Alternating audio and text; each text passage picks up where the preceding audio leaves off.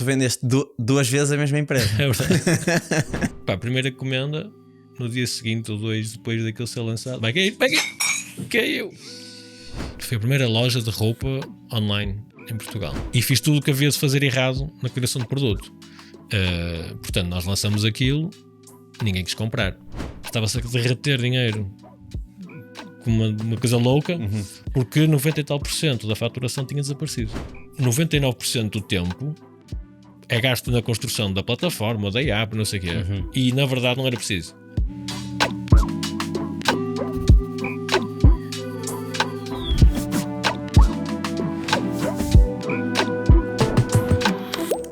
A Sana também falou de uma coisa que eu achei muito engraçada, que era uma empresa tua de camisas.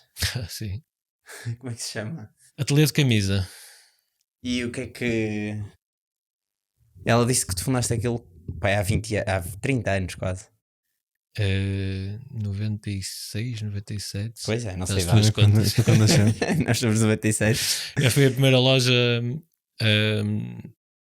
Foi a primeira loja de roupa online em Portugal. E ainda funciona? E ainda funciona.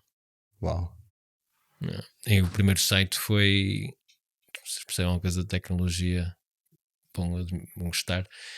Foi puramente estática, páginas estáticas, HTML estático. A encomenda era feita, era um formulário, precisa do formulário. Que ele mandava-nos um e-mail a dizer: alguém comprou, mas não pagou. Não havia cartão de crédito online. Aliás, havia, mas era um absurdo que cobravam por fazer aquilo tudo, né? Um certificado SSL custava uma pipa de massa porque era preciso fazer uma certificação a sério, não era? Não era pedir só. Não era só, mete aqui e instala. Não. É preciso um conjunto de coisas. Não, isto é só para gente a sério. Não é para mim que estou aqui a fazer uma coisa para brincar. E portanto, não. E era um e-mail e aquilo era enviado à cobrança. Tipo, as pessoas recebiam, cash on delivery, pagavas para receber aquilo. Pá, a primeira encomenda, no dia seguinte ou dois depois daquilo ser lançado, vai cair. Caiu. Este foi mais grave. O que está a passar aqui? Vocês estão a precisar de... Dá uns bons bloopers. Estou a perceber esta? Isto nunca tinha acontecido. Foi não. O que é que aconteceu agora? A minha Mexeste no presença- microfone? Eu mexi um bocadinho o microfone e ele desequilibrou-se. É uma... Que caraças. Mas estragou ele. Não. Não, Só os estragou. livros. Também ninguém lê esses livros, estão aqui, é só para... Exatamente. Pronto. Aqui uns acidentes. Amadores. Isto vai dar uns bons bloopers. 2 vezes. Esse foi pior. E este estava a gravar, o outro não estava. Isto é Este verdade. está gravado. Mas aí, Já não sei o que estava a dizer. Pois eu também já não lembro. Mas A cobrança foi... A cobrança, pronto. Então, a primeira encomenda foi tipo, no dia seguinte ao lançamento, né? Com enviar a cobrança para Macau. Então veio que espetacular. Como é que é possível? Mas não é? fizeram publicidade? Não, Então. nem sabia fazer publicidade. Que publicidade é que havia na internet? Pois. Mas como Nos anos 96, 97. nem havia Não internet havia Google quase. sequer. Então como é que eles Não sei. descobriram? Não sei. Eu acho que na altura o SEO que eu descobri, não havia conceito de SEO. Porque não havia a parte não havia do parte S e do do E, não não é? havia muita coisa, mas havia o Yahoo e diretórios e coisas assim, portanto isso já existia. E eu acho que inseri os links todos nos sítios que era preciso inserir do index do Yahoo. Havia motores de busca, havia o Alta Vista, vocês não sabem o que é. Não. Havia Lycos, havia uma série de outras coisas que hoje já não existem, porque o modelo de negócio não estava lá, nem a tecnologia. Portanto, havia maneiras das pessoas descobrirem e chegarem lá. E eu não sei se o SAP já existia ou não, como motor de busca, ou pelo menos diretório. Uhum. E eu lembro-me de ser relativamente fácil minar um bocadinho os rankings, não é? E as listagens, e aparecer, programas por camisas era o primeiro. Em qualquer coisa, ou roupa, até ver com a altura que programas por roupa, e aquilo aparecia em primeiro. Portanto, foi até relativamente fácil ser mais ou menos reconhecido e estar bem posicionado no início, sem qualquer custo pago, digamos. E na altura, porquê que fizeste isso? Porque tinha 16 anos e queria fazer coisas. E aquilo era um pouco um negócio de família que já existia, em que o meu pai tinha alguma ligação ao ramo da têxtil e fazia camisas, quase como um hobby, porque continuou a fazer, porque fazia anteriormente, e fez uma marca, e tanto investiu a fazer uma marca, uma coisa bonita. E aquilo da internet para mim, vou ter que fazer uma coisa com isto da internet, porque está a começar, e eu sempre fui do bichinho da tecnologia, de fazer coisas que não existiam, não é? E sempre perguntei, mas tipo, isto na internet está para vender coisas, está para fazer sites, está para fazer coisas. Ele também, queres fazer? Faz. E eu, pronto, mas eu não vou fazer isto assim só para ser, mas eu que também quero, se é para ser negócio, também quero fazer negócio. Ele, tá bem, então, força, esse canal, vais fazer. Eu peguei, fui buscar, convenci a comprar uma câmara digital. Ok. Portanto, estamos a falar, se ouviram a primeira Missão Impossível, que aparece uma Kodak digital, foi essa câmara que fui comprar, tipo, custou mais de $1000 na altura, veio dos Estados Unidos porque não havia sequer em Portugal. Isto que eu convenci que era extremamente importante, uma câmara digital para tirar fotografias às coisas, porque não vou tragar uma fotografia normal e digitalizar num scanner, não, vamos ter que investir numa. Então, claro que não havia necessidade nenhuma, mas eu consegui convencer disso. Mas deu jeito, porque consegui fazer umas primeiras fotografias, até digitalizar tecidos, né? Porque o conceito era camisas por medida. Portanto, não era uma camisa já feita. Portanto, o grande drama era, isto é um negócio que já funciona com o catálogo, eu vou fazer isto online, eu vou ter que fazer um catálogo online. Então fui digitalizar centenas de tecidos, não é? Sem pesquisa nenhuma, não havia qualquer pesquisa, nem a organização. É tipo, vou inventar aqui de alguma maneira, fui organizar as categorias para tu conseguires pesquisar, pôr o preço. Quando quiseres comprar, lembras-te da referência que eu tinha lá posto, vais fazer copy, vais ao formulário, qual é o tecido que tu queres, é este. Como é que funciona a parte do por medida? A parte do por medida, tu tiravas as tuas próprias medidas. E é a única coisa que praticamente não mudou nestes 20 e tal anos de existência. Continua a ser assim. As instruções são as mesmas. Tu, como é que tu tiras a medida? Tens lá as instruções, tu pegas numa fita métrica, ou alguém pega numa fita métrica e te mete as costas, mete a altura das costas, mete tudo, ou a altura que tu queres que ela esteja, não é? Porque pode ser diferente, pode ser uma coisa mais comprida, menos comprida, mais larga, mais curta, o que for. Escolhes o modelo personalizas, não é só por medida e personalizada, escolhes para depois ser feita e com um monograma. Esses conceitos nunca mudaram. Portanto, quiseres uma boa camisa por medida, personalizada, diferente de qualquer outra, era essa a ideia. A evolução aconteceu, agora já tens uma pesquisa, já te podes procurar mais facilmente, podes escolher se queres riscas, se queres cores, se queres o preço, e aquilo mostra-te só aquilo que queres, carregas e compras e pagas online, não é? Pronto, óbvio, isto é o mínimo, não é? Mas o lançamento não foi nada disso. Isso é um bocado a questão do produto, não é? Que ela estás a perguntar antes. Sim. O que é produto, não é? E o que é que eu insisto, que a minha paixão é fazer produto. É preciso muito menos do que uma pessoa pensa para validar um conceito, não é? Tipo, o conceito na altura não é se as pessoas vestiam camisas, já sabe que vestem. O conceito era se iriam sequer comprar online, e para isso não precisava de fazer muito mais, não era? Tipo, claro que era uma escala, ia ser sempre uma escala mais reduzida, mas o facto da primeira pessoa comprar e ser de Macau e ser tipo completamente fora, não havia qualquer maneira nenhuma da pessoa acreditar ou conhecer alguém. Portanto, a questão de será que as pessoas confiam, será que as pessoas... sim, validou tanto. A validação do produto foi feita muito facilmente com... Mas essa validação agora se calhar vamos entrar aqui para uma conversa sem fim, porque é um tipo de dúvidas que nós temos imenso. Nós vamos sempre, acho que principalmente desde que começámos o podcast, foi exatamente para... Foi por isso que começámos o podcast até. Nós vamos tendo várias ideias e vamos testando, e eu sinto que ao longo do tempo vamos oscilando no espectro de leanness, entre super lean, zero lean, e já fomos andando aqui a meio no espectro. Muitas dúvidas que nós temos é, por exemplo, nós implementamos qualquer coisa para validar uma assumption qualquer, e às vezes não é óbvio se está validado ou não. No vosso caso, esse cliente sozinho em Macau é suficiente para validar o que é que seja? É suficiente para validar algumas coisas. Isto, como um método científico, isto só funciona se tu, primeiro, for uma experiência que conseguires repetir, e segundo, se tu delineares uma hipótese à partida e antes sequer de começares a experiência, decidas o que é o sucesso e o que é que não é. Olhando para trás, vais-te enganar a ti próprio. E, portanto, na altura, honestamente já foi há tanto tempo, mas na altura era de género, vale a pena se quer continuar, ou seja, vale a pena investir muito neste canal como um canal de distribuição? não é? Ou seja, não fiz o mínimo dos mínimos que achava, ok, se com isto alguém comprar, vale a pena então fazer um pouco mais.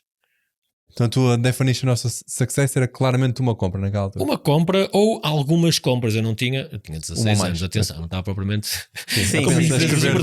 mas tinha um instinto, não é? De, opá, se alguém com esta coisa que é tão simples, sem sequer facilidade de pagar online, sem guardar o histórico de compras que tu fazes, sem nada, se comprar e que até repetir, opá, ok. Pá, a primeira compra veio, a seguir repetiu, comprar mais 5. Portanto, estava mais ou menos validado que aquilo podia ter algum potencial. É quase como se hoje em dia lançasse uma app numa App Store, ninguém te vai instalar a app, ponto. Não é? Mas isso não quer dizer que ela não funcione. Sabes que à partida tens que ter canal de marketing, tens de ter vendas, tens de ter anúncios pagos, tens que ter alguma coisa. Na altura não, na altura sabias que desde que aparecesse listado, das duas uma, ou ninguém estava à procura, ou procuravam e encontravam e não queriam. Opá, mas não, compravam e compravam. Era um pouco... Agora, a escala era mínima, não é? Porque a população da internet era não sei quantas mil vezes mais baixa e, portanto, pingava uma de vez em quando, mas estava a validar que aquilo era um caminho a percorrer. Mas, ok, então se isto vale a pena, então vamos lançar uma segunda versão, agora já mais bem feita. Já com PHP e uma base de dados decididos por trás, que é para poder pesquisar, não é? E não ser um processo manual, não é? No HTML. Mas... é um bocado, honestamente nunca tinha pensado isto desta maneira, retrospectivamente é um pouco isso do produto, que não é necessário tanto para validar que alguém vai querer comprar. Agora, podes questionar, se calhar eu tenho a intuição certa de que vai haver e portanto eu vou passar a primeira fase à frente porque isso pode ser uma perda de tempo. Epá, isso seria. Ninguém hoje em dia vai lançar um site de camisas por medida com tecidos e não vai logo à partida fazer logo com uma base de dados e aquilo não. Pronto. Mas na altura o investimento para fazer isso, não só para implementar, que provavelmente já não iria ser eu com o conhecimento que tinha na altura, nem para hospedar aquilo, porque hoje em dia a base de dados custa 0, mas na altura não era assim, certo. Justificava a não ser que tivesse alguns sinais de que aquilo fazia sentido, valia a pena. Portanto, muitas das primeiras vendas foram assim. Estás a perguntar, o quão lean... Pois, é porque neste caso tu tinhas um MVP, tinhas uma prova de conceito que era o teu site com ou seja, tu perdeste tempo a construir aquilo, gastaste recursos, se fosse hoje, e gastaste dinheiro também, compraste a câmara e tudo. Sim. Se fosse hoje, e claro, com as tecnologias de hoje, tu terias feito na mesma plataforma ou ias para ou seja, por um lado, e falando no espectro que ele está a dizer temos construir a plataforma e tentar ir buscar clientes diretamente com a plataforma. Do outro lado do espectro temos, vou fazer entrevistas aos potenciais clientes, vou fazer um fórum online. Vocês compravam camisas online? E depois há um sweet spot aqui no meio, não é? Acho eu, mas se calhar não. Se calhar é preciso ir primeiro falar com os clientes. Eu acho que primeiro de tudo é preciso pensar o que é que se está a tentar validar. Okay? Na altura a dúvida não era se as pessoas queriam camisas. A dúvida era se as pessoas comprariam por este novo canal que ninguém conhece. Okay? Por esta nova forma. As pessoas compravam mais por fax do que pela internet, não é? Mas eu também não sei o que é o fax. Mas pronto, era uma coisa que havia, não é? Que se metia uma página... Esse ainda tive em casa. Pronto. Mas, portanto, esta era uma prova de conceito, um MVP, para validar que as pessoas iriam comprar pela internet. Hoje, com as Farfetch do mundo, ninguém está a questionar se compra online ou se compra roupa online. É a categoria mais vendida online. Faz sentido questionar isso. Portanto, o que é que se viria validar hoje se eu lançasse um produto de camisas por medida hoje? Será que eu consigo ter um preço melhor? Será que eu consigo ter uma marca mais forte? Ou, há outras coisas que eu iria validar. Não sei o que é que eu iria tentar validar. Mas o que fosse que iria validar, todo o teste, todo o MVP iria ser feito direcionado nessa maneira. Ou seja, pode ser, olha, será que eu vou conseguir um melhor canal de marketing e vendas do que os outros todos conseguem? Ok, então vou testar isso. A plataforma provavelmente é o menos relevante. Sim, vai ser tipo um Shopify. Literalmente não importa. Nem tem que haver plataforma, se calhar. Mas ou seja, todo o processo para mim de testar as coisas é realmente saber o que é que estamos a tentar comprovar ou desprovar. E esse, para mim, isto como mentor de produto, quem me dera ter tido isso, muitas das asneiras que fiz, não é, anteriormente, é realmente apaixonarmos demasiado pela tecnologia, pelo como, e menos do e menos naquilo que queremos verdadeiramente validar. Normalmente nem é assim tão sexy, não é assim tão interessante, não é assim tão até às vezes motivador, não é? Mas é muito mais importante termos isso bem estruturado, porque 99% do tempo é gasto na construção da plataforma, da app, não sei o quê, e na verdade não era preciso. Ok, com um bocado de sorte não vai ser tudo desperdiçado, mas muitas das vezes tudo muda porque descobriste que afinal aquilo não era um problema, mas afinal descobriste outro problema ao lado, e outro problema muito mais interessante, e a plataforma não tem nada a ver. E a questão é o quão rápido é que tu consegues, e barato, tempo, dinheiro, tudo, recursos, consegues fazer esse processo para chegares ao problema mais interessante e mais valioso e não para a solução que tu pensaste e que agora estás a desenvolvê-la. Isso é que é para mim o grande erro, e eu cometi demasiadas vezes, tento evitá-lo todos os dias, porque isto depois é processo contínuo, não é um produto novo só. Mesmo num produto já existente, quando se lança uma nova área do produto, ou uma nova funcionalidade até, o mesmo acontece. Nós podemos fazer um roadmap para uma funcionalidade única só. Isso, eu tenho uma equipa de produto, tipo, o coaching que faço com eles é exatamente isto. Uma feature, se é demasiado longo a fazê-la, vamos pensar isso quase como um mini produto. Qual é o roadmap para a feature, para a funcionalidade? Qual é o MVP da funcionalidade? O que é que queremos validar com isto? É que as pessoas vão usar? Não, é que isto vai fazer com que a pessoa faça o mesmo mais rápido? Ou fazer com que a pessoa faça mais que não fazia antes? Então é isso que vamos medir. E porque se calhar não é a execução daquele problema ou daquele caminho que importa, é sequer o caminho certo. Certo. Então, a primeira versão podes vir com que tu agora viras para a direita e num produto já existente pegas de usar e funcionar naquela, ou trabalhar naquela funcionalidade e passas a investir os teus recursos noutra. Porque nunca vão faltar coisas para fazer. Sim, os problemas não acabam. Mas tu por exemplo, nesse caso, tens o produto, vais lançar uma funcionalidade nova, é uma coisa complexa, portanto vais tratar aquilo como se fosse um produto separado. Vocês no vosso processo fazem mesmo a definição dos testes, ou seja, o primeiro teste vai ser perceber se a pessoa quer fazer esta funcionalidade e quantas pessoas, ou seja, vocês põem isso tudo definido ou há um bocadinho de feeling à mistura? Eu estou a perguntar isto por uma razão muito específica. Nós construímos uma extensão que fazia resumos de site e depois convertia aquilo num podcast. E nós tivemos pessoas a usar muito, mas, ou seja, tivemos algumas pessoas a usar uma vez, mas tivemos poucas pessoas a usar muito. E ficamos na dúvida de, ok, isto é uma pessoa que por acaso achou aquele produto fantástico e usa muito, e é só esta pessoa que existe no mundo e portanto isto não interessa, ou temos só de procurar mais pessoas como estas? Mas aí a tua dúvida ou a tese é se existe mercado. Sim, e interesse em usar aquilo, porque as pessoas não estavam a pagar, portanto nem sequer havia esse passo de... Pronto, mas aí estás a fazer o que é correto, ou seja, não estavam a pagar. Primeiro há sempre a questão, será que as pessoas não conhecem? Certo. Será que conhecem? Então a questão pode ser um problema de marketing, não é? Sim. Mas se descobriste que há pessoas que conhecem, depois a questão agora usam, se usaram uma vez, porque é que não usaram mais?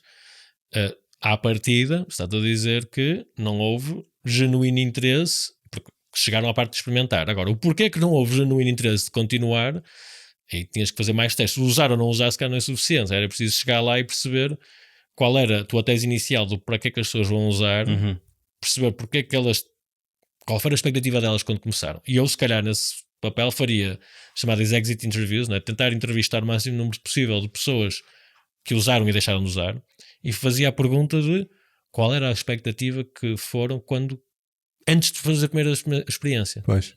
Não é perguntar-lhes se resolveu o problema, é o que é que vocês estavam à espera que ele fosse. Pois. Ok. Isto é um ponto interessante, porque nós fizemos entrevistas a todos os que usaram recorrentemente, mas nós nos lembramos de entrevistar os que usaram e deixaram de usar. Pois, é um ponto não me lembro. Não. É aquela. Nós fazemos isso também quando temos processos que depois não acabamos por não ganhar. A parte mais importante do produto para nós é porque é que não ganhamos. Porque é que não funcionou? Isso é quando no processo de venda ou no processo de uma funcionalidade é porque é que não está a ser usada. E o mais interessante, os insights mais interessantes é sempre expectativas, porque descobrimos, por exemplo, nesse que eu vou inventar, não foi nada disso, certeza, mas se calhar as pessoas foram lá e usaram e se calhar acharam que aquilo ia traduzir para outra língua, sei lá, não sei, ou acharam que ia condensar. Pá, e vocês não sabem, e de repente iam descobrir uma nova coisa, se calhar, não, e se houvesse um consenso, né? De repente 90% das pessoas era isso que achavam e afinal não era, porque se calhar havia uma palavra na descrição que os levou nesse caminho, e foi por essa a razão do sucesso da gente querer instalar, que ficou desconhecido ali no meio. Isso por acaso foi, para te dar contexto, nós tivemos, o Álvaro teve esta ideia, já não lembro porquê. Pronto, nós basicamente consumimos muito podcast e achamos que há muita informação que está aí escrita e que ninguém ouve, que ninguém consome porque é escrita. E o Álvaro, lembro do Álvaro mandar um áudio a dizer: não é genial? Nós ainda por cima que temos uma audiência gigante, não é gigante, temos audiência que ouve podcasts, não era interessante, e que à partida seria o público-alvo para esta aplicação, não era interessante fazermos uma coisa que fizesse isso? E eu disse: sim, siga a fazer. E montámos uma landing page, foram 20 minutos. Sim. Na altura era só submetias o artigo que querias converter, aquilo fazia também um form e não sei o quê. E uma das coisas que nos apercebemos até nessa iteração foi que eu, algures no copy, tinha escrito in a couple of minutes ou uma coisa qualquer. E aquilo era tudo manual, não? Era tudo manual. Porque nós recebíamos um e-mail com o link, eu ia converter aquilo, ia fazer a transcrição. Né? E ainda houve algumas pessoas a queixarem-se, tipo, eu não recebi. Eu fiquei assim, tipo, porquê é que estavas à espera de receber? E depois me apercebi que numa página qualquer no copy aleatória tinha escrito couple of minutes. E pronto, tivemos algumas pessoas a testar a primeira vez e dissemos: ok, isto parece haver aqui alguma tração, vamos testar o primeiro. Nós achámos que ia ser o primeiro veículo na altura e decidimos fazer uma extensão do browser. E depois aí é que batemos nos resultados que não eram super óbvios, que foi isso, tivemos já não lembro, 50 a 60 pessoas a utilizar. Sim. Nas primeiras 2 semanas ou assim. Exato. E depois tivemos um utilizador que usou tipo 30 vezes, mas a maior parte das pessoas usava uma vez. E depois ficamos sem perceber que... Se eu fosse por aqui o meu papel de consultor de produto, não é? Perguntar qual é o problema que isso resolve e como é que o mercado está a nível de maturidade. As pessoas sabem que têm um problema? Se calhar não. Sabem qual é a solução para o problema que se calhar ainda não sabem que têm? Se sabem, andam à procura de soluções para o problema? Portanto, isto tem que ver com qual é a percentagem do mercado que está em cada uma destas fases.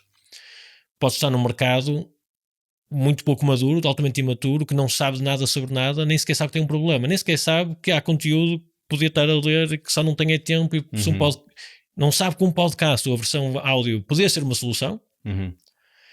Ou algumas já sabem que podia ser uma solução, andam mais ou menos a procura ou atentas pelo menos, e quando vem alguma mensagem sobre isso, ok, eu vou experimentar. E isto é uma coisa muito importante, porque um teste mesmo de produto de validação tem que ter isto em conta. Porque se tu esperares, imagina, vocês lançaram essa cópia, não sei o quê, e houve 60 pessoas, espetacular, mas imagina que não vinha ninguém. Será que não era só porque o mercado não sabia que havia sequer um problema?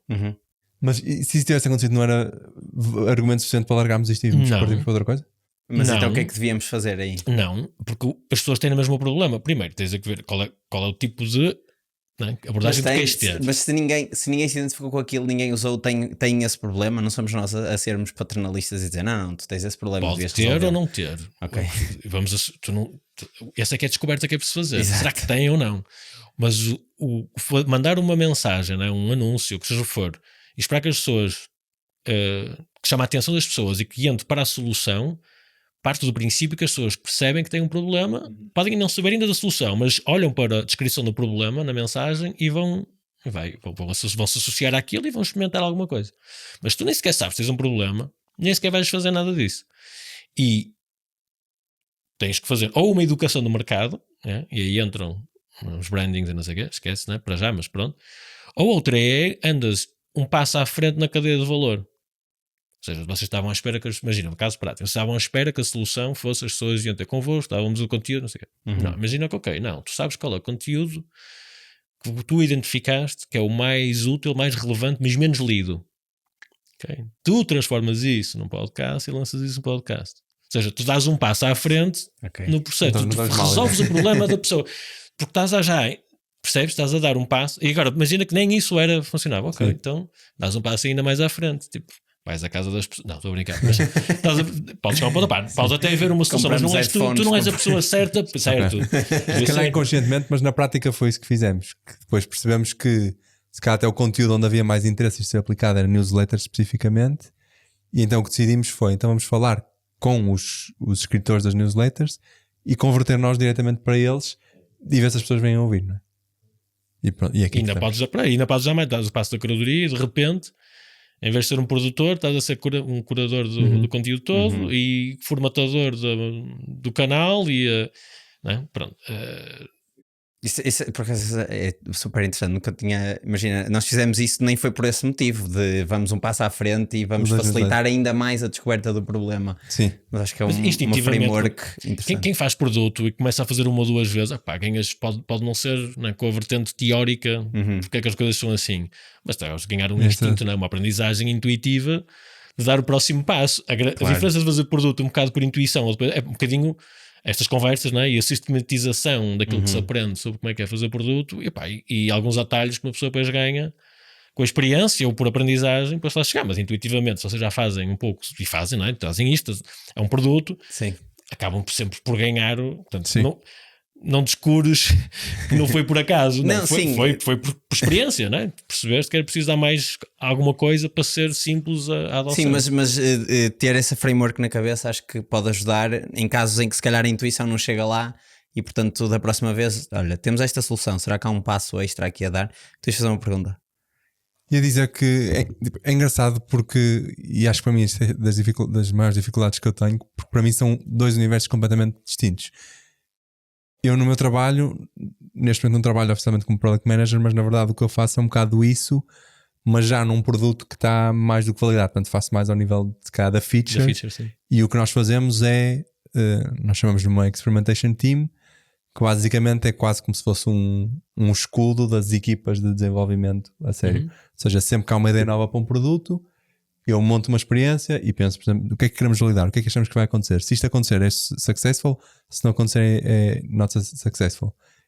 E lançamos uma experiment, tipicamente um A/B test, e se aquilo, sempre montado em arame, estamos a falar de lançar uma por semana, para teres mais ou menos uma noção de ritmo, e quando é validado, aí sim, vai para a equipa de engenharia e eles desenvolvem aquilo a sério. Isso para mim é uma realidade completamente diferente, também porque está muito assente em estatística e é fácil tu perceberes, ok, este tem um 95% de win probability. Sim, a matemática por trás ajuda imenso a tomar decisões. É um universo completamente diferente do que neste 0 to 1, em que tens dois tipos aí a ver e tu ficas tipo... Dois é melhor que zero, não é?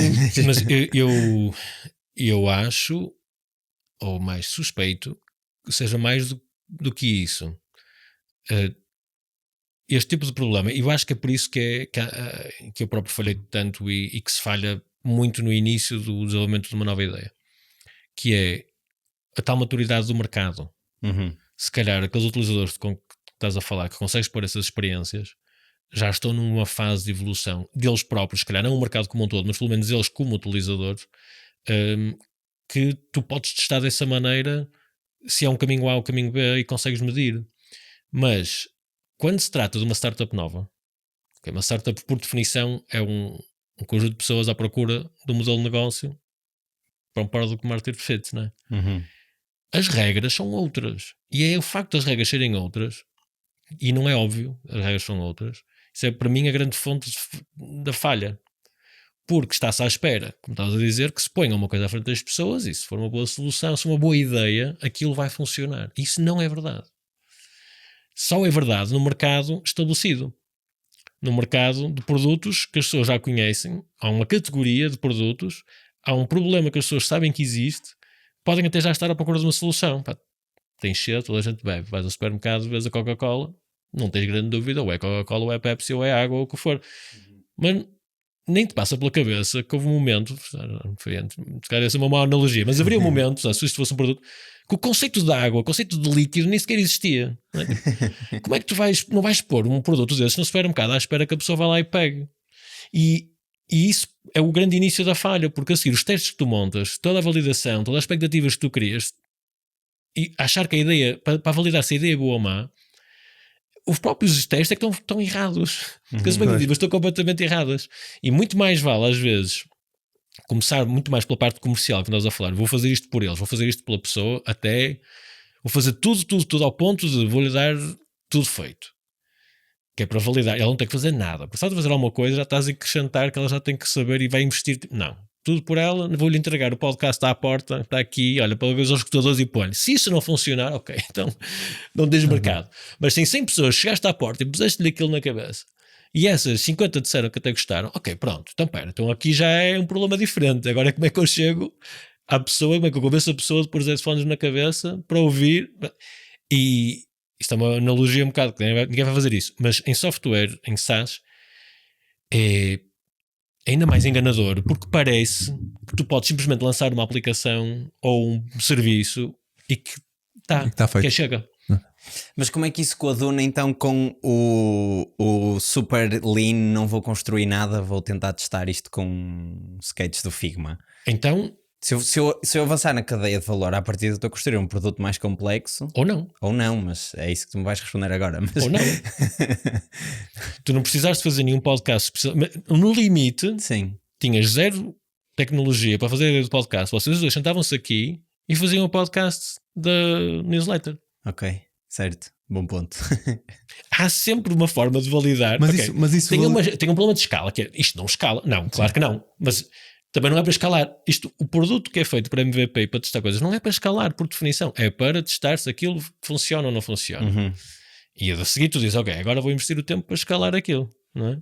Pois isto validava o conceito de as pessoas em vez de lerem querem ouvir. E depois a seguir é que tinhas resolvido o problema da escala. Sim, mas validava com resultados. Se tivesses muita audiência estava óbvio. Mas imagina que não tinhas. Nunca íamos saber se era porque o problema estava... não está validado, ou porque nós éramos maus, ou porque nós éramos maus, ou porque as pessoas não gostam. Sim, é isso. Tipo, eu fico sempre nesta dúvida. Há tanta variável. Como é que se isola coisas? Com muitos dados e muita audiência como utilizadores, né? Tens a ciência do bicho, tens multivariate testing, tens não sei o quê. Com pouca, aqui é que entra um bocado que é a arte, né? Que é um pouco a tua intuição do que é que são as coisas mais relevantes que tu achas sempre importantes testar e que tenha mais potencial de funcionar. E vais iterando uma contra a outra. Mas isso é sempre melhor. Estás a comparar com o quê? Estás a comparar com a alternativa de saberes tudo sobre tudo. Mas a alternativa não é essa. A alternativa é fazeres o produto todo, ou uma versão muito mais complexa do produto, que demora muito mais tempo. Na verdade, vai ser muito mais difícil validar várias coisas diferentes. Claro. Mas atenção, na questão dos podcasts, se calhar, se as pessoas querem ouvir em vez de ler, já se calhar tens outras referências no mercado, não precisas de fazer nada. Se calhar já vais fazer, não é? Vais ler uns estudos, vais ler... Não, os audibles da vida, já há imensas coisas que tu consegues perceber. Sim. Não precisas de testar isso. O que tu estás a testar já não é isso, porque isso já foi testado. Uhum. A inovação não vem aí, a inovação vem de outra coisa.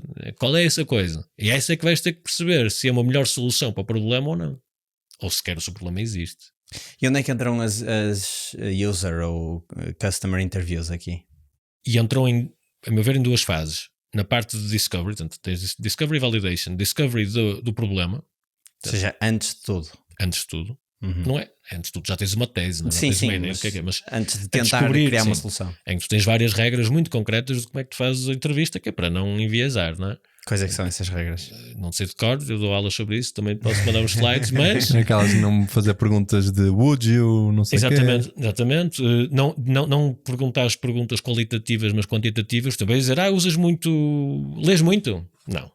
Quantos livros tu leste a semana passada? Ou nos últimos 6 meses? Caso muito, muito concreto, muito prático. É quantificar, casos de exemplo práticos, e não perguntar se isto é um problema para ti. Tentar, ok, da última vez que tu leste, porquê é que tu paraste? Não é perguntar se teve um problema, é porquê é que paraste? Leste o livro até ao fim? Leste só o início? Tinhas mais livros em espera para ler? Quantos? Estás a tentar chegar ao ponto de eu não tenho tempo para ler, não é? Sem dizer ou perguntar não tens tempo para ler, porque se não estás à pressão, não tem tempo para ler, toda a gente vai dizer que não tem tempo para ler. Estás a perceber? Como é que tu quantificar para a pessoa, para tu chegares à conclusão que a pessoa tem um problema de tempo, mas nunca perguntar, não é? Que é para teres menos viés possível. Mas isto está documentado, eu não estou a inventar nada, não é? Sim, era assim, tipo umas boas práticas. Isso é discovery, e depois a seguir validation. Na validação esquematizas uma solução, e a ideia aqui é, tu vais validar se aquela é uma boa solução para aquele problema. A primeira questão é, será que isto é sequer um problema? Pronto, por exemplo, aquela questão tens uma landing page, está montada, e garantes que tens 1000 visitantes de alguma maneira e perceber qual é a porcentagem de visitantes que acaba por pedir para subscrever ou para quando o lançamento for feito. Uma coisa assim, ok. Já vais a validar duas coisas quase também, que é que aquilo é um problema ou não, e mais ou menos que a solução que tu descreveste muito de alto nível seja uma boa solução para aquele problema. Mas, por exemplo, eu acho que nesse caso a landing page, e eu acho que isso é o veneno de toda a gente que está a tentar construir software, que é acha que uma landing page vai chegar e depois desilude-se, porque lá está, não é assim tão fácil. Eu acho que isso é um dos casos em que eu tenho de estar a construir um problema, tenho que estar a construir uma solução ou a pensar numa solução para um mercado em que as pessoas já estão à procura e que já sentem esse problema. Se eu puser uma landing page para um problema que as pessoas não sabem que têm, aquilo eu acho que não vai dar a lado nenhum. Mas aí entra um bocadinho a parte do Arts and Crafts de fazer produto, que é, se tu tiveres a sensação, ou o estudo de mercado, se quiseres fazer assim, de que aquele é um mercado, um problema bastante atrasado, ou seja, que não há grande maturidade, há uma grande imaturidade no mercado, a tua expectativa é que vai haver poucos, mas alguns, chamados early adopters, não é? Os early evangelists. Portanto, é só uma questão de gestão de expectativas, que é, se calhar por cada 1000 vais ter 1 ou 2 a subscrever e a escrever aquilo. E se calhar é para a tua análise de como é que são aqueles 1 ou 2, com as tais entrevistas também que podes fazer, que vais perceber qual é o grau de percepção que as pessoas têm do problema. E o ideal, muito provavelmente, no mercado muito imaturo, com muito pouca procura, essas pessoas que escreveram isso são pessoas que até já estavam à procura e já estavam a fazer a sua própria solução. De alguma maneira. E estão a dizer, olha, eu até já tenho isto num Excel ou num X, né? E pá, até estava à procura, estou sempre à procura de qualquer coisa que faça isso por mim. Mas já são as pessoas que não só sabem o problema, sabem a solução e já fizeram a sua própria solução. Só querem agora ver esses livros daquilo e pagar alguém por ela. Só que eles vão ser só 2. Só que é uma questão de expectativas. Se tu souberes esses 2, não podes ter a expectativa que agora isto vai escalar. Não, ainda não vai escalar. Vais começar a perceber como é que tu, por um lado, vais atacar o próximo nível, mas por outro, como é que o mercado está a evoluir? Porque o grande erro que também se faz é apontar para o que o mercado está agora. Não, o mercado evolui, não é? E em princípio o mercado evolui no sentido de amadurecer. Portanto, daqui a 5 anos, o grupo de pessoas que nem sequer sabia que havia um problema vai passar a grupo de pessoas que já sabem que há um problema. Portanto, às vezes é uma questão de timing, não é? A grande não é? Fórmula de sucesso das startups é o timing, não é nada, não é? Sim, sim. Já houve Ubers antes das Ubers, já houve Twitters antes, todos eles já existiram. Então é uma questão do timing. Então, às vezes aqui também é preciso saber e perceber, pá, eu não vou apontar e vou-me aguentar, vou ser o mais limpo possível, não no sentido de crescimento, mas no sentido mesmo de custos, não é? Para aguentar ali o tempo até o momento aparecer. E se calhar vais ter que esperar 1 ano, 5 anos, se calhar 10 anos, mas terás que ter um pouco de observância, se calhar pôres aquilo não vai acumular um bocado e vendo, porque o timing muda. Quem vai estar mais preparado para tirar partido quando o timing chegar, esperamos que sejas tu, não é? Que sim, é sim. Estares ali pronto para atacar. Mas o timing também pode ser... Né? Tem que ser uma equação, fazer parte da equação dessa análise. Mas voltando às user interviews de validação, portanto, De validação, sim. Estavas a dizer, qual é que é o grande objetivo dessas entrevistas? Na segunda, de validação, é validar que aquilo é uma solução para o problema. Estava a dar o exemplo da landing page, que a landing page também te dá um pouco, é uma quase interview, não é? Porque está a fazer a pergunta à pessoa se aquilo é uma solução, a descrição textual, não é? Se é uma solução para o problema. Pronto, e aí está-te a dar um sinal que aquilo poderá ser uma solução para o problema. Depois há a parte da execução, se calhar depois aquilo que é executado não é bem aquilo que foi escrito, não é? Se não demora 2 minutos, tudo bem, mas vais descobrindo. Mas antes de mais é precisar daquela ideia. Se for uma entrevista mesmo, é um pouco a mesma coisa, dizer assim, ok, tenho aqui a solução, pode ser mais ou menos, com mais ou menos fidelidade, mas sempre a perguntar, sem perguntar diretamente, isto resolve o problema. Não é? Ok. Portanto, no caso de um podcast, poderia ser, olha,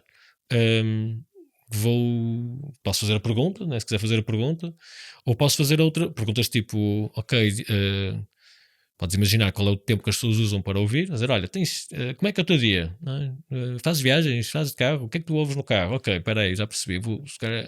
E a seguir diz, olha, tenho aqui uma demo, tenho aqui uma coisa, vou-te mandar, vais ouvir, vais-me dizer. Pronto, são tudo processos. Né? As entrevistas não têm sido literalmente uma entrevista com perguntas para resposta. Né?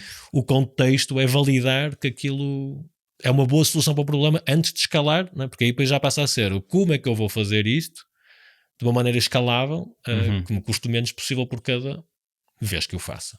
Quando é que tu optarias, seja isto, por exemplo, o malta que está a ouvir agora o podcast e tem uma ideia de negócio e em software principalmente, quando é que tu optarias por uma landing page? Em que casos? Se era assim, se calhar exemplos. Abstrata é difícil, mas se conseguisse. Eu acho que num caso, sempre que a dúvida, portanto, a hipótese que queres testar é se haverá ou não haverá interesse naquela solução para o problema. Portanto, ou seja, já pensaste numa solução. Já pensaste numa solução, ou 2 ou 3, porque fazer uma landing page não custa nada, não é? Sim. Já até podias, e normalmente eu ponho as pessoas já a fazer a app ou a fazer. Calma aí, espera aí. Aquilo que vais fazer, vamos só substituir por uma landing page ou uma coisa simples, ou mockups, qualquer coisa que te diga: olha, as pessoas vão dar alguma coisa em troca, dar a minha informação é uma coisa valiosíssima, portanto, custa-me dar o meu e-mail, custa-me dar o meu telefone, e portanto, isso é um sinal. Se eu dou, isto vale qualquer coisa. É um sinal positivo que aquela é uma solução apropriada. Eu acho que era nessa fase. Não é tanto, se calhar, na fase de só queres saber se há um problema. Ou seja, já tens de ter pelo menos percebido que existem pessoas que têm problemas. Sim, tu vais pedir alguma coisa de volta à pessoa, não é? Normalmente uma landing page, o critério é a pessoa fez alguma ação na landing page que te dá um sinal positivo. Normalmente é dar-te um e-mail, dar um contacto, ou ligar-te, fazer qualquer coisa. E é em troca de uma promessa. Em troca de uma promessa de alguma coisa. Okay.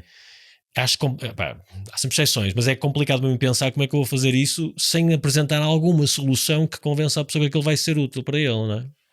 Por isso eu acho que é mais na fase que já tens alguma coisa pensada como solução para aquele problema.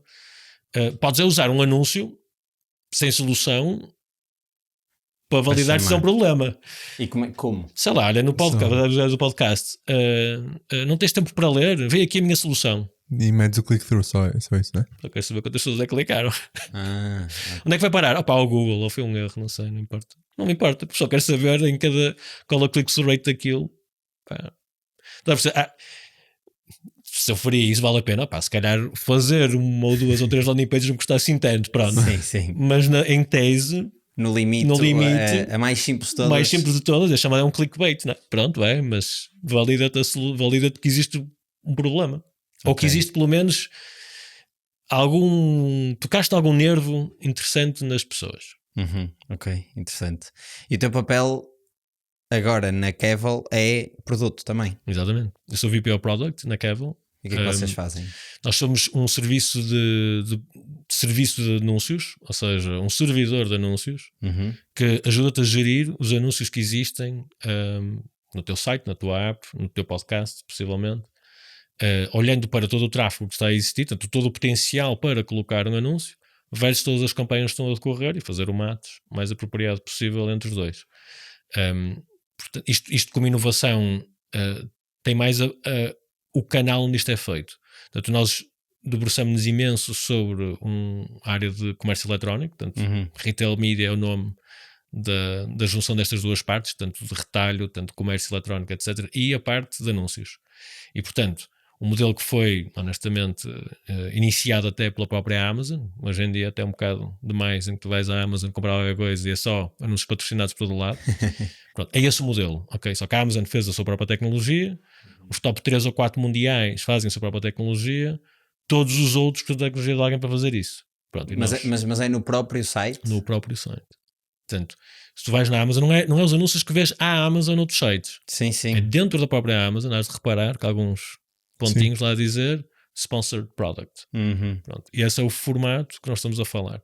Ok. E não é banners, não é isso. Pode ser, mas tipicamente o mais usado, pelo menos iniciado, é o chamado produto patrocinado, que é realmente um produto.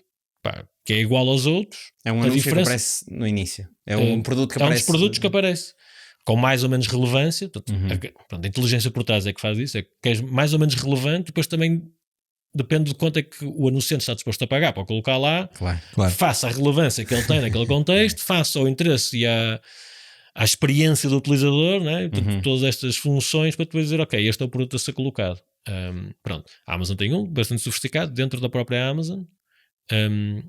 A Kevel faz um serviço desses que qualquer pessoa pode licenciar, instalar tudo privado, fechado, não entramos no jogo de partilhar dados e coisas do género, isso não existe. Cada sítio tem o seu próprio esquema, tem os seus dados, os retalhistas e os marketplaces usam isto para ganhar mais dinheiro com este novo modelo de negócio que é a Retail Media. Vou ser mau, entre aspas, que é, isso não é...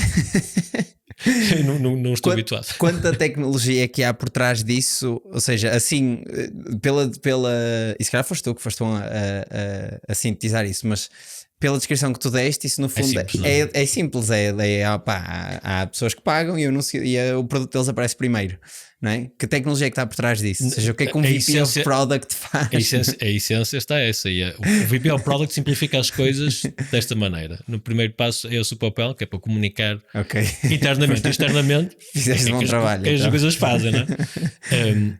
A complexidade há em 2 ou 3 níveis, ou 3 dimensões diferentes nesta área. E para mim a área, eu já faço já trabalho na área chamada AdTech, que é todas as tecnologias para publicidade digital há muitos anos. E uma das partes que me alicia é realmente a necessidade da escalabilidade que isto tem. Portanto, uma das grandes dimensões de complexidade e dificuldade é a escala em que isto corre. Portanto, estamos a falar em centenas de milhares de eventos a correr por segundo para tomar decisões.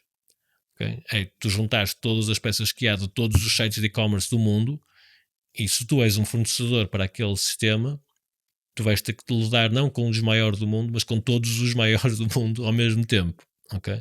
Estamos a falar nos nossos clientes, por exemplo, é o WeTransfer. Estás a imaginar, tens que lidar com o WeTransfer, que não é bem retail media, mas são também anúncios altamente imersivos e nativos, que não parecem nada com os anúncios corriqueiros nós estamos habituados. Portanto, todo esse tipo de formatos são os formatos que nós especializamos. E a escala é realmente brutal. Portanto, isso é um grande desafio. Escalabilidade das soluções. Não há nada que é feito que não tenha altos testes de performance. Isso é um grande desafio. Portanto, não é só pôr aquilo, é pôr aquilo não sei quantas milhões de vezes por segundo. A segunda, há muita potencial de inteligência que tu pões por trás. Obviamente não te vou dizer todos os algoritmos que nós temos por trás, mas vou dar algumas ideias, né, das coisas que podem ser. E no fundo começam por 2 vertentes. Há a necessidade tua como anunciante, imagina que vendes como anunciante, de colocar a tua campanha a funcionar bem para ti, que é que ela aumenta as vendas dos teus produtos, mas por outro lado também tens o lado do retalhista, que é o site, o publisher, que quer fazer o mais dinheiro possível dos anúncios. Claro. E eles nem sempre estão, estas duas funções não estão necessariamente, estão a otimizar para coisas, não são opostas, mas não são a mesma. Mas deixa-me só, antes de continuares com isso, deixa-me só perceber como é que é se calhar o flow de utilização. Portanto, eu vendo microfones e vendo em vários retalhistas e quero pagar publicidade, promover aquilo. Eu vou a uma plataforma vossa e digo, quero promover isto em 10 sites, e depois vocês é que alocam esse... Não, mas não quer dizer que isso não seja uma vertente possível. Nós especializamos no mercado de média e larga dimensão. Portanto, à partida, tu não vais ter em 10 sites querer agregá-los assim dessa maneira, porque já vão ser 10 muito grandes. Okay? Estamos a falar em cada mercado atacar os maiores players, maiores retalhistas e marketplaces que existem. Portanto, se tu estiveres num deles, provavelmente já vais ter muito trabalho dentro de cada um daqueles retalhistas. Mas sim, eventualmente há agregadores. Nós colaboramos com esses agregadores também. Portanto, existem agregadores no mercado que te dão uma plataforma para as grandes marcas, mas também não são acessíveis ao vendedor comum, para as grandes marcas entrarem e fazerem isso lá. No entanto, é uma questão também de maturidade do mercado. Lá está, a história. À medida que a coisa vai crescer, próximas grandes funcionalidades será de agregação e tudo mais. Mas o que acontece hoje, nós temos um serviço para o próprio retalhista, portanto tens uma interface para o retalhista, que é ele que faz a gestão desses anúncios, vamos chamar de forma manual para os anunciantes, portanto é o chamado Managed Service, é muito mais cuidado, todas as escolhas e a complexidade por trás é escondida para eles poderem dizer, é um serviço de luva branca, digamos. E o outro, nós temos também um mecanismo de self-service, que estamos agora a fazer, que compramos uma empresa no início deste ano, e é esse o papel dessa empresa, que agora está integrada, que fornece uma interface self-service para os anunciantes poderem entrar, mas entram sempre num portal do retalhista. Portanto, tu vais comprar ao retalhista X e colocas lá e geras lá os teus anúncios, os teus produtos com eles. E depois vocês é que fazem todo esse serviço, tanto desde o portal até toda a inteligência, até depois no próprio website do retalhista, o espaço que está alocado. Exatamente. O pedido, estás a pensar em flow do utilizador final, do consumidor. tu abres um site, né? Por exemplo, o site do Continente é um deles, tu vais lá, passas por lá e tu vais ver anúncios patrocinados. Portanto, desde que tu abriste a página até aparecer o anúncio, passaste pela nossa tecnologia para chegar lá de volta. Que analisa coisas como qual é as centenas de campanhas que estão a decorrer, qual é os teus interesses, portanto, as tuas compras, as tuas atividades anteriores, para te dar coisas relevantes para ti, para dar coisas relevantes para o site, para a área do site onde tu estás, portanto, as categorias. Relevante também com a pesquisa que fizeste, portanto, podes procurar por cerveja, parar uma categoria diferente, teres feito não sei o que, tudo isso em equação, juntamente com os orçamentos das campanhas, como é que elas estão a decorrer, qual é o esperado click-through rate de cada uma, qual é o modelo de compra. Há quem compre publicidade por anúncio, ou seja, por mostrar o anúncio, há quem compre publicidade por clicar no anúncio. Pois. E há quem compre por resultados, e há quem compre por não quero saber nada disso, aquela página é minha, toda a gente for lá, pode ir uma, pode ir ninguém, é tudo meu. E nós juntamos todos isso ao mesmo tempo. E agora tem que decidir, para aquele em particular, qual é o anúncio que vai correr, com todas estas coisas que nem sequer são equiparáveis, não é? Sim, sim. Estás a ver um bocadinho da complexidade a aparecer. Okay. Agora imagina as conversões a aparecerem. As conversões, o que é que são? São as compras. Analisar que aquela compra, quais foram os anúncios que tu viste anteriormente, perceber se existe ou não alguma relação entre o anúncio que tu viste ou clicaste e o produto que compraste, a nível do produto, da marca, da categoria, e começar a reportar e a alocar aquilo tudo que aconteceu de volta às campanhas originais para o anunciante, em tempo real, começar a perceber o que é que está a acontecer. Há aqui bastante complexidade. Sim, de todos é só assim um bocadinho, né? mas sim, consegue ser bastante complexo e um roadmap sempre inacabável, com, sei lá, 10 vezes mais funcionalidades imaginadas ou pedidas ou inventadas do que aquelas que qualquer tamanho de equipa de engenharia alguma vez consiga executar. Portanto, não importa. Claro. Podes acrescentar 100 vezes mais engenheiros de software, vai haver sempre a ver um roadmap 10 vezes maior. Não importa. Mas pronto, isso é o teu trabalho agora na Kevel, mas a Kevel comprou a tua empresa anterior, ou a empresa em que tu estavas anteriormente. Exatamente. Que era a Velocity, que fazia a mesma coisa. Não, faz um componente disso, e se calhar a história começa antes disso, né? E é uma história complexa, mas interessante. Nós fizemos, o meu background, estava a falar, em AdTech, portanto eu vivi em Londres 10 anos, onde estudei, e também comecei numa startups de publicidade, tecnologia de publicidade lá, e aprendi imenso sobre isso, e aprendi também sobre o mundo de startup, em que nós tivemos altos investimentos, cresceu exponencialmente, caiu como uma bomba, desapareceu, foi vendida por €1, foi uma coisa, passamos por tudo. Mas nisso ganhei uma grande rede de contactos, uma grande amizades e conhecimento, especialmente nesta parte do que é a interseção entre a tecnologia e o negócio, que é produto no fundo, não é? Eu nem eu sabia que era produto, mas é produto. E eu vim-me embora em 2009, 2010, ou seja, de volta para Portugal e já tinha começado a trabalhar como consultor nessa área. Eu ajudava os outros a criar e a desenhar as suas plataformas de publicidade. Lá está, maturidade de mercado. Já há 15 anos atrás, as pessoas estavam a fazer os seus próprios produtos, as suas próprias tecnologias para fazer publicidade elas próprias. Okay? Chega a uma certa escala de tamanho como empresa e não há grandes alternativas. Hoje já acabam, mas na altura não havia. Tu desenhavas e fazias as tuas próprias publicidades, porque depois tinhas a Google, tinhas um ou outro, mas não eram muito customizáveis, tu não conseguias fazer muita personalização. Ou seja, eu como retalhista posso optar por ter ali um quadrado que é meu e eu consigo controlar as campanhas e tudo mais, e tem que ser eu a construir. Posso ter uma solução tipo a Google em que deixo lá um espaço e é a Google que atribui, ou tenho a solução, por exemplo, da Kevel? Sim, mais ou menos. É um pouco mais complexo do que isso. Mesmo com o da Google consegues colocar lá, mas por exemplo não tens um formato nativo de um produto. Ok. Percebes? Não tens uma comunicação chamada server side. Tem mais os banners que estamos habituados. Okay.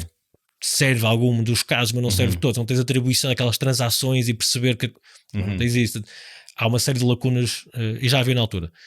E portanto eu estava a ajudar empresas, especialmente na Europa, no mercado da Alemanha, porque a startup que eu tive era alemã e tinha alguma rede de contacto, a criar e desenhar os seus próprios sistemas de publicidade, encontrando aqui os padrões de integração e tudo mais, e ajudava-os a fazer os primeiros passos. E esse trabalho começou a ter interesse, houve uma ou outra, e eu, vou criar se calhar aqui qualquer coisa à volta disto, especialmente quando nos disseram, estavam a dizer a mim, preciso de mais do que isto, eu preciso de não só ter aqui um esquema do produto, agora preciso de uma arquitetura para isto, já técnica. Tipo, quais são as tecnologias que podemos usar para fazer isto? Pois assim, diziam, ok, e agora, não tem ninguém, uma pessoa ou duas que possa começar a desenvolver isto enquanto a gente recruta e depois a gente pega nisto. E quando chegou esse momento, era ok, vamos contratar alguém, fazer alguma coisa, ok, vamos montar aqui uma empresa. E o nome Shift Forward surge aí porque era exatamente ajudar as empresas que estavam a fazer isto a andar para a frente. Shift Forward. Mundo literal. Literalmente. Mas sempre na área especializada de publicidade digital. Ok. E pouco tempo depois chegamos à conclusão que isto de fazer produtos para os outros é muito fixe, mas depois quem fica com os produtos são os outros. E se começássemos a fazer aqui um produto que fosse realmente produto, fôssemos nós a investir no nosso produto para lançar no mercado e rentabilizar como SaaS. E portanto nós somos uma empresa completamente bootstraps à base da consultoria que estava a fazer, e lançamos um primeiro produto no mercado, que era um produto de previsão de capacidade publicitária. Isto era para altamente já viu que era espetacular, mas tinha um mercado de 10 pessoas, talvez. E eu consegui chegar às 10 pessoas, foi espetacular, mas também percebi que não havia mais ninguém para vender e que não valia a pena. Previsão de capacidade. Exatamente, quero dizer assim, olha, estavas a estar, tu chegaste ao retalhista, né, quiseste montar o teu produto e agora tens de saber, e vou poder comparar quantas impressões e quantos cliques. Eles vão ter que dar a resposta. Isso que está por trás para dizer quantas visualizações e cliques é um motor de previsão de capacidade de publicidade. Isso é altamente, um nicho altamente, mas é um problema tecnológico incrível, espetacular de pensar, porque tens de fazer previsões, machine learning, prever o futuro, fazer simulação, uma coisa altamente espetacular de desenvolver. E portanto, enverguei por ali, lançamos, tivemos algum sucesso, tivemos algumas vendas, alguns clientes, mas rapidamente percebemos que aquilo não escalava a nível comercial. Fomos fazer um segundo produto que era a base, as peças do puzzle para fazer um servidor de publicidade, um serviço inteiro de publicidade, porque era isso com quem nós falámos, que queriam. Claro. Ok, em vez o passo seguinte, a chave na mão, em vez de estás a fazer agora, começar o desenvolvimento, olha, dá o passo seguinte, que é, tens aqui já uma framework tecnológica já feita, em que o teu desenvolvimento vai ser mais facilitado. E fiz tudo o que havia de fazer errado na criação de produto. Portanto, nós lançamos aquilo, ninguém quis comprar. Ok, não sei o que é que está a acontecer aqui. Eu acho que não é profundo o suficiente. Isto aqui é demasiado teórico. Então fizemos fundraising com a Portugal Ventures para fazer isto a sério. Ok? Fizemos das primeiras rondas da Portugal Ventures até em Portugal, na área de venture capital a sério, com um investidor um inglês e outro alemão também, juntamente. Nós aqui vamos fazer isto, e fizemos, e agora sim a sério, conseguimos os primeiros clientes, pôr isto no mercado, mas rapidamente, sem ninguém nos dizer porquê, não estava aí tão rápido que nós achávamos. Porquê? Porque eu fiz tudo o que havia de fazer de errado, e uma das coisas de errado que fiz foi não fazer as tais perguntas de qual é o problema que estás a tentar resolver, porque cheguei à conclusão que as empresas não querem que o proprietário intelectual fique fora de casa deles, muito menos numa startup, claro, que pode ir ao Shark no dia seguinte. E portanto, embora tenhamos conseguido fazer algumas vendas, foram muito, muito custosas. Foi só mesmo quando a pessoa não tinha mais hipótese nenhuma, então vinha connosco. Okay? Não é esse o mercado que tu queres. Sim. Então fomos subindo nessa cadeia de valor. Ok, nós em vez de fazer a framework passámos a qual é o produto que os nossos clientes estão a querer fazer mais comum? E era um produto de análise de eventos de consumidores, que era passar os page views, os adicionar aos carrinhos, os ver os produtos, etc., para segmentação automática das audiências. Tipo, dizer, ok, eu com isto vou então pôr um produto no mercado que faça isto. E foi o que nós fizemos a seguir. Então, nós estamos sempre subindo na pirâmide, não é? de valor. E foi nessa altura que, portanto, isto ainda como Shift Forward, e nessa altura também tínhamos que tomar uma decisão, isto com o novo modelo, como ainda a subir mais na cadeia de valor, isto ainda vai mais investimento, vai precisar, e vamos nos juntar a uma organização que já tenha mais marketing e vendas estabelecida, para poder juntar aqui as peças, porque isto, cada passo que se dá nesta direção, mais complexidade, mais escala é necessária para sequer funcionar.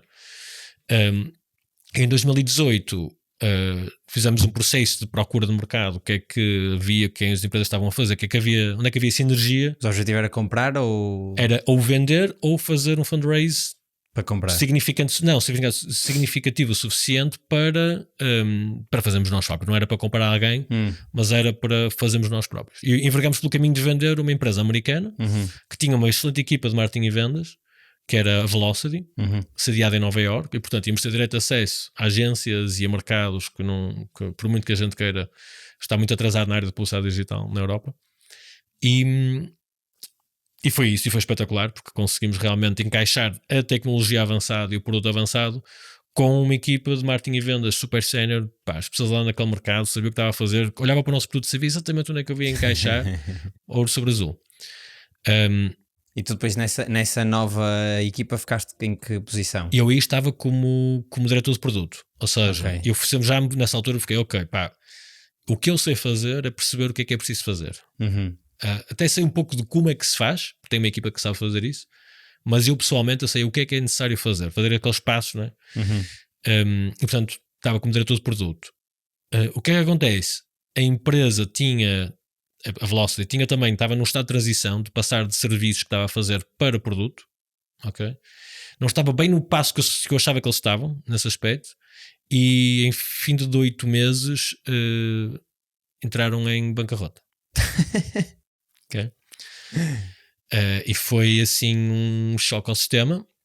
Foi uma dificuldade muito grande de conseguir manter as coisas mentalmente sãs, e tivemos que com os investidores perceber o que é que se vai fazer disto, né? E eu estava novíssimo ali, eram 8 meses passados no meio do processo, e os investidores contrataram um consultor, foram fazer uma análise, né? Porque já me parece um bocadinho mais a sério, não é?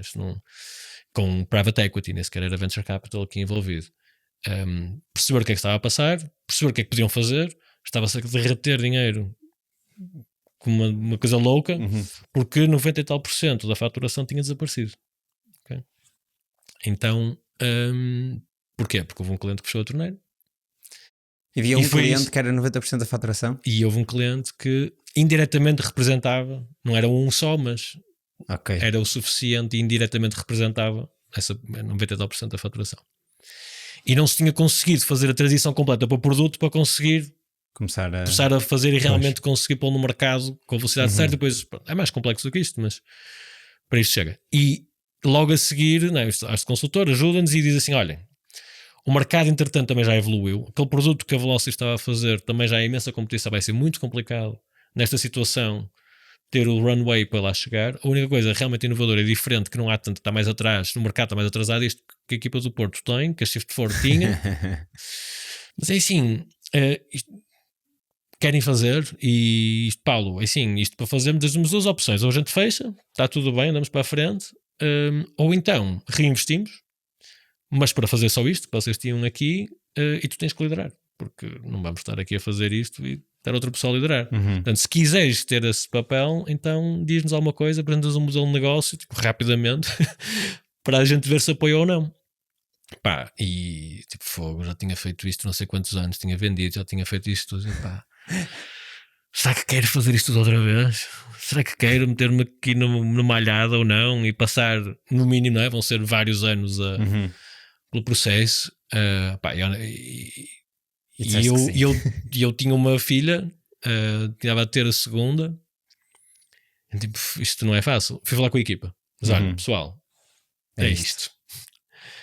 Querem fazer isto alguma coisa ou não? Isso, por mim, eu já falei lá em casa, se vocês quiserem alinharem, eu faço.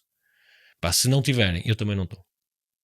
E eles demoraram algum tempo a pensar, não foi muito, nós também vamos. Bora. Isto muda tudo, porque começas a pensar stock options que o pessoal tinha recebido daquela empresa, já não vale nada. Pois. Aí você precisa agora pensar na execução, como é que a gente faz uma reestruturação financeira da própria captable da empresa para isto, não é? Eu agora não vou fazer isto para o meu salário. Claro. Tem que haver outra motivação. Não é stock options também que eu tinha recebido. Mal é nada. Tem que haver toda aqui uma reestruturação. Passaram ali largos meses, mesmo depois até dificuldades interpessoais, toda a cena. Depois de começar a executar, tive que despedir toda a gente nos Estados Unidos que a empresa tinha. Ficamos com 3 pessoas, das 30 e tal. Portanto, foi um processo, foi lá bater no fundo antes de começar a voltar a subir. Mas isto ainda era Velocity. Isto foi Velocity, ou seja, isto foi na transição da Shift4 para a Velocity em 2018. 19 está este processo, vocês verem as notícias, tal, o Paulo agora é o CEO da Velocity, foi isto, tipo, ok. Na verdade, chamo-lhe Shift4 2.0, não é? É mais isso que é, mas com o branding americano, ok, vamos manter o HQ em Nova York, também é bom para o mercado, etc. Os investidores foram incríveis, apoiaram sempre, e pronto, foi recomeçar.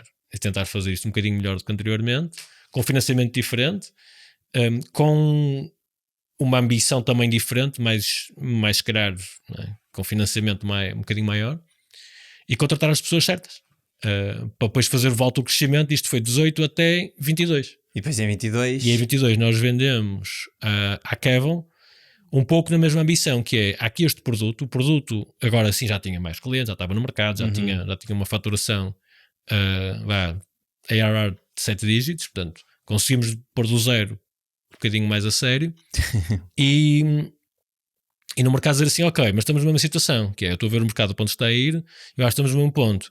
Ou a gente se vai meter agora com fazer uma peça uma peça importante de um puzzle, ou então, pronto. E houve uma história interessante com a Kevon, porque já tínhamos alguma ligação, tínhamos vendido o tal produto do Forecast, nós tínhamos licenciado o código disso, porque entretanto tínhamos dito, opá, vou fazer sunset disto, vamos focar no outro.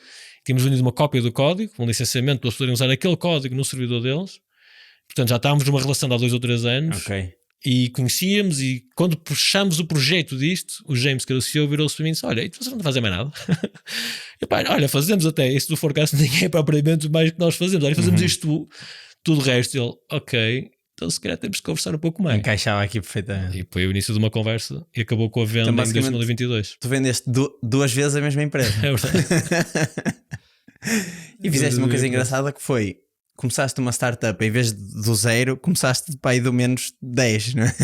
Certo. Sim, não sei se menos 10, eu acho que não é bem assim, mas a nível de cap table sim, a nível de experiência, pessoa já estava, claro, já é diferente. Havia ali mas a nível de financiamento, no fundo foi como é que tu mudas ali a coisa para manter na mesma, chamado shareholder value, né? O valor que tu vais poder aportar ao acionista naquele momento, que sabendo que aquele ponto do tempo é 0, se aquele fosse liquidado era 0, mas mantendo uma estrutura, isto passamos meses, eu passei meses com a nossa equipa legal americana a montar um formato que garantisse que a equipa de gestão, a equipa toda tivesse uma participação naquilo, claro, um incentivo. Mas também, se por acaso aquilo funcionasse mesmo muito bem, que houvesse uma oportunidade também depois do resultado também ir ter com os acionistas atuais. Claro. E se calhar era mais fácil dizer, olha, fechou, abre outra. Pois. Mas aí eliminava os acionistas anteriores e eu não queria de todo que isso fosse uma opção. E, portanto, foi uma engenharia financeira e de estrutura importante para tentar manter um equilíbrio para toda a gente que esteve envolvida no processo. Foi grande aprendizagem. Mas esse processo saiu tudo da tua cabeça? Ou foste batendo bolas com eles? Foi batendo bolas com eles e com consultores e com advogados e tudo para saber sequer o que é possível, o que é que se faz nessa situação. Pois, foi falar com outros fundadores. Não é o teu background. Não, com a própria Founders, estamos a falar da Founders. Tipo, eu fiz sessões, vou chamar de terapia de grupo com eles. Será o pessoal, estou nesta situação, o que é que eu faço? Que ideias vocês têm? E juntávamos com uma pizza e com 2 ao almoço e dizia, ok, vamos por aqui, vou por aqui, faço isso, não faço. Nem que seja só para conversar, não é? Claro. Porque senão a pessoa dá em doido. Mas ajudou na prática a ter algumas ideias e sugestões de como é que as coisas se podem estruturar. Sim, não fui eu que inventei, não. Ok. Eu não tenho mais perguntas. Vamos para o fim? Vamos para o fim. Pronto, nós acabamos sempre com a mesma pergunta, que é um conselho que gostavas que tivesse sido dado no início da tua carreira e que não foi. O produto é validado com muito menos trabalho e esforço do que aquilo que tu pensas. Ok. É o início. Portanto, voltar ao início da conversa. Sim, é isso, mas começou por aí, acho que foi por causa disso. Porque se há alguma coisa que eu tento sempre falar com alguém que está a fazer um produto novo, é isto.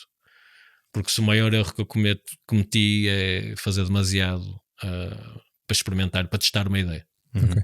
Tens alguma história de um produto teu ou de alguém que tivesse a aconselhar que tenha sido um huge success de validação? Sim, de repente, de validação, olha, na Velocity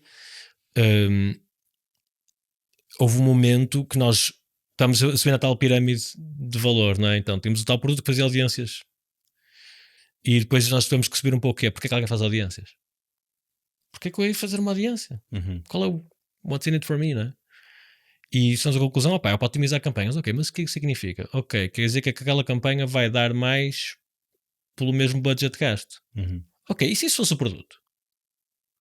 A otimização? A própria passo seguinte, ou seja, em vez de dependeres de um cliente, um utilizador para criar audiência para fazer X, dizer não, o produto é a campanha melhor. A campanha que estás a correr, que estás a gastar dinheiro, ela vai ficar melhor. Mas isso não é óbvio? Em retrospectiva tudo é óbvio, não é? Sim, O óbvio não é que as pessoas façam isso com o produto. O óbvio é que isso seja o produto. É a mesma história do podcast. Não é óbvio que tu vais fazer um podcast com... Mas quando tu estás a pensar que as pessoas vão dar o passo por elas, aí é que está o erro. Não é? E tanto nós assumimos sempre, isto é um produto para fazer áudio, para fazer segmentos, audiências, tal como um produto para fazer podcasts. Mas nós estávamos a assumir que as pessoas iam lá fazê-los. Não é? Ok, já percebi. Mas não, as pessoas não querem isso, querem ouvi-lo. Pois. No meu caso, queriam que a campanha melhorasse. É óbvio, não é? Não é óbvio que as pessoas querem ouvir o podcast. Porque puseste uma página para as pessoas irem lá fazê-la. É o porquê que as pessoas vão fazer. E sequer se vão querer tomar essa responsabilidade. Pois é outra questão que também aprendi. Ou seja, as audiências tinham um propósito a seguir e as pessoas não queriam propriamente andar a fazer audiências para otimizar campanhas, queriam era carregar um botão e alguma coisa acontecia ali por trás, eu nem quero saber o que é. Portanto, e o sucesso foi, ok, de um dia para o outro vai ser esse o produto, MVP, tens aqui um contrato à frente que diz isso e diz assim, se o campanha não melhorar mais de X%, eu não lembro quanto é que era, 30% não sei o que, não pagas e pagas em função daquilo. E a gente vai descobrir o produto. Não era bem o produto, tecnicamente não era o mesmo produto, havia coisas a melhorar, mas o risco estava do nosso lado. Financeiro, pelo menos. Passa pelo trabalho, não sei o quê, mas mais financeiro. Nós foi o maior alavancagem de vendas e de crescimento que nós tivemos foi nesse momento que fizemos isso. E foi por um MVP com, vou-lhe chamar contratual. E é uma das ferramentas que eu ainda uso. Não no sentido de as pessoas pagarem para terem features no roadmap, não é isso, mas é um sinal de verdadeira importância para as pessoas. Então eu digo-lhes assim, ok, olha, tu queres muito aquela funcionalidade, queres, tudo bem, e se eu pusesse no contrato que tu vais passar a pagar mais 1000 euros por mês se aquilo existir? Não é, eu não me estou a comprometer a fazer aquilo. Estou até a dizer que sem eu ter que fazer nada a seguir, no dia em que isto estiver a funcionar e fizer isto, tu vais pagar mais X, queres ou não queres? A pessoa vai dizer que sim ou que não. O que não, pode haver muitas razões, mas se é que sim, está validado ali que pelo menos há uma pessoa que realmente quer e está disposta a pagar, que é o verdadeiro sinal. E até deste um valor, ou seja, até conseguiste fixar um valor fixo. Conseguiste fixar o valor. É o equivalente na landing page, tu pedires o cartão de crédito para a pessoa pagar quando o produto vai pronto. Com as condições contratuais a dizer que o produto vai fazer X, X e X daquela maneira. E portanto, e na verdade veio do momento em que nós lançámos o produto e posso questionar, mas isso não é bem um serviço, um produto, é um serviço. É verdade é que é um serviço de alguma maneira, mas é um produto porque a seguir o que ele fez foi as audiências automáticas. A audiência verdadeiramente diz qual é o produto que queres vender, qual é a campanha, esta, ok, está aqui uma audiência personalizada para aquela campanha, com aquele objetivo, não tens de fazer nada. A máquina descobre qual é a audiência certa e qual é a fórmula certa para aquela audiência. Isto agora ocorreu-me uma pergunta que é, nós dissemos há bocado que o produto que nós fizemos era grátis para usar, e porque nós não queríamos, ou seja, queríamos tirar essa variável que as pessoas não estão a usar porque têm de pagar.